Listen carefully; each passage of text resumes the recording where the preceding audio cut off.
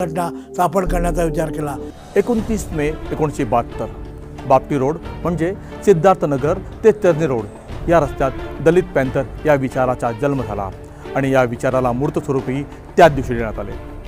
सामाजिक क्रांती करणारी, वैचारिक घुसळण करणारी, दलित तरुणांच्या भावनांचा उद्रेक करणारी एक लढाऊ संघटना जन्माला आली, दलित पॅंथर। या सगळ्या प्रकारामुळे दलित तरुणांनी दलित पॅंथरची स्थापना केली। दलित पॅंथर ही काळाची मागणी होती, तरुणाच्या प्रक्षोभाची परिणती होती। त्या काळामध्ये त्याच्या आधी अमेरिकेमध्ये ब्लॅक पॅंथर नावाची संघटना स्थापन झाली होती।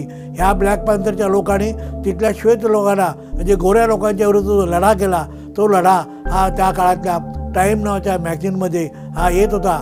राजा ढाले, आम्ही सगळी मंडळी, उमाकांत रणधीर वगैरे या सगळ्या मंडळींना ह्याच्यावर आमची अधूनमधून चर्चा व्हायची। तिकडे जगभर काय चाललंय याच्यावर चर्चा व्हायची।